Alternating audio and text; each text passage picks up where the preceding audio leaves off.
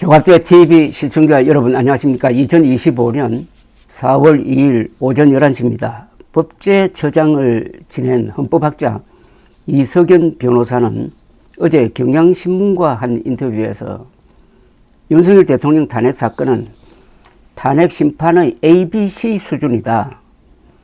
재판관 만장일치로 인용돼야 하는 너무나 명명백백한 사건이라고 말했습니다. 그는 이 신문과 전화 인터뷰를 통해서 탄핵이 기각되면은 박정희, 전두환 군사 독재 시절에 헌법이 명목 규범 혹은 장식 규범으로 전락했던 상황으로 돌아갈 것이라며 만장일치 파면 결정을 확신한다고 말했습니다. 이 경향신문에 실린 이 변호사의 설명 요지는 이렇습니다. 이 변호사는 이렇게 이야기를 합니다. 로스쿨 초년생들을 상대로 물으면은 99%가 파면 결정해야 한다고 답할 것이다. 탄핵 심판의 ABC 수준인 기초적인 사건이다. 헌법재판관들이 전원일치로 인용해 국가적 파국을 막을 것이라고 확신하고 있다. 재판관들의 헌법적 양심, 양식을 믿고 있다고 했습니다. 또 5대3 되도록 교착 상태이내 뭐네 하는 것은 한덕수 총리 탄핵 심판 결정문을 토대로 추정한 것에 불과하다. 윤 대통령 탄핵 인용은 헌법의 기본 원리에 관한 문제고 기본 원리가 흔들리면 국가 존립이 흔들린다. 재판관들도 인간이기 때문에 정파 논리나 군중 심리에 흔들릴 수 있겠지만은 성향을 떠나 헌법을 지키는 재판관들의 양식으로 볼 때 만장일치로 윤 대통령을 파면할 것으로 본다고 했습니다. 혹시 기각 결정이 나면 어떤 상황이 벌어질까라는 질문에는 이렇게 말했습니다. 첫 번째, 대한민국 헌법은 규범력을 상실하게 된다. 박정희, 전두환 시절로 돌아가게 된다. 헌법을 공부했고 실무를 담당했던 사람으로서 국민에게 헌법이 기본권 보장의 장전이라고 말할 수 없는 상황이 된다. 두 번째, 헌법이 권력자의 권력을 공고하게 하는 친위 쿠데타의 근거가 된다. 정적을 제거하기 위한 수단으로 비상계엄을 선포한 자가 다시 돌아오고 저런 정도의 헌법 위반은 괜찮다고 오히려 헌재가 선언을 하는 상황이 되면 헌법은 휴지 조각으로 전락하고 말 것이다. 헌재가 기각 결정을 내린다면 앞으로 헌법재판은 물 건너간 상황이 된다. 온 국민과 전 세계가 지켜보는 가운데 헌법 위반이 자행됐는데 헌재가 옹호해 준 것이나 다름없어진다. 그 경우 누가 헌법 소원을 비롯한 권한쟁의 심판이나 위헌 심판에 대해 승복하겠나? 헌재가 헌법 위반에 대해 30년 가까이 판단했는데 이렇게 큰 놈이 걸리니까 놓아줘 버렸다고 사람들이 생각하게 된다. 모든 헌법재판의 공적은 완전히 무너지게 된다. 라고 했습니다. 그는 기각 결정이 나오면 국가적 대혼란에 빠질 것이라고 예상했습니다. 정치, 사회, 대내외적 혼란에 빠져 한국은 10년 이상 후퇴할 것이다. 독일 등 헌재를 운영하는 다른 나라는 우리나라 헌재 운영을 높이 평가해 왔다. 하지만 윤 대통령이 돌아온다면 최고 권력자가 헌법 위반을 밥 먹듯이 하더라도 한국은 헌법적 통제가 안 되는 나라구나 라는 생각이 국제사회에 퍼지게 된다.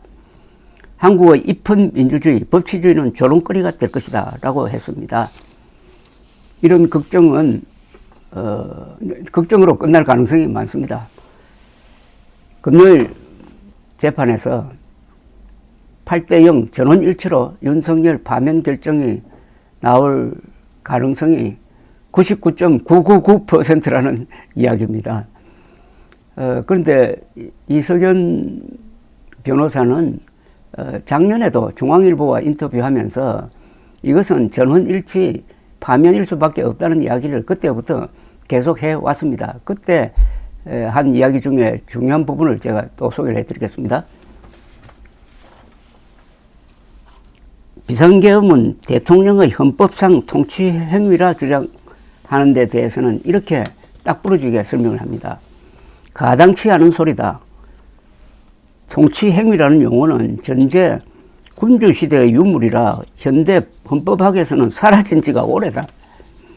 설령 통치행위를 하더라도 헌법 틀 안에서 해야지 헌법의 통제로부터 자유로운 통치 행위는 존재하지 않는다. 이번 계엄은 헌법에 구체적으로 명시한 요건을 전혀 충족하지 못해 위헌적이다. 이번 쿠데타를 단죄하지 않으면 앞으로 누가 되든 대통령이 마음만 먹으면 정적 제거나 미운 놈 손봐줄 수단으로 언제라도 계엄을 발동할 수 있게 된다. 공포정치의 도래를 막을 수 없을 것이다. 비상계엄령 선포가 대통령의 고유권한이라든지 통치행위라고 하는 것만큼 무식한 이야기가 없다는 이야기입니다. 그거는 저 19세기에도 통용될까 말까 한 엉터리 이론이라는 겁니다. 그때 작년 중앙일보와 인터뷰하면서 이석연 변호사는 또 이렇게 이야기를 했습니다. 국무회의를 상당히 중요시하게 보았습니다. 헌법 82조에 대통령이 계엄을 선포하려면 반드시 국무회의의 심의를 거쳐 회의록을 작성하고 국무총리와 관계 국무위원이 부서하도록 하고 있다. 그날 밤 국무회의가 형식적으로 열렸지만 한덕수 총리는 회의록에 서명하지 않았다고 말했다. 행정안전부는 회의록이 존재하지 않는다고 해명했다. 이는 비상계엄 선포 행위의 절차적 요건이 모자란 중대한 헌법 위반 행위다. 헌재가 이 점에 착안해 그날 밤 국무회의 회의록 제출을 요구한 것은 전곡을 찌른 것이다. 다만 그날 참석한 국무위원들은 사전에 공모에 가담하거나 적극적으로 찬성하지 않았다면 공범으로 처벌하는 것이 합당하지 않아 보인다 라고 했습니다. 그리고 윤 대통령의 계엄 선포 행위는 내란죄가 맞느냐라는 데 대해서도 설명을 합니다. 이석연 변호사는 윤 대통령이 방송을 통해 예고하는 내란이 어디 있느냐고 강변하던데 참으로 유치한 변명이다. 12.3 쿠데타는 사전에 나름 친밀하게 계획된 것임이 속속 드러나고 있다. 비상계엄 선포와 동시에 내란죄 실행의 착수에 해당한다. 실패한 쿠데타지만 내란죄의 완성, 즉 범죄의 기수에 해당한다. 비상계엄이 선포되더라도 국회 권한은 손댈 수 없다. 계엄 선포 이후 국회와 중앙선관위에 난입해 기능을 마비시키려 한 것은 헌법에 의해 설치된 국가기관의 권능을 소멸시키는 행위로서 헌법 제91조 국헌문란에 해당한다.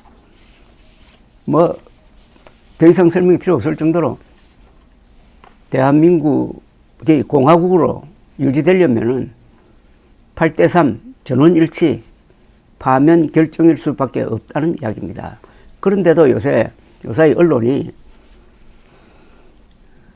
탄핵될 것이냐 아니면 기각될 것이냐를 놓고 헌법학자 인터뷰를 해가지고 그것도 3대3 이런 식으로 세 사람 탄핵 찬성, 세 사람 탄핵 반대 이런 식으로 분석을 하고 있는 게 좀 허무하게 보입니다. 지금쯤 왔으면은 8대0 밤이 나올 것이라는 확신이 서지 않는다면은 기자로서 조금 감각이 무디다고 할까요? 좀 분별력에 문제가 있는 것 아닐까요? 감사합니다.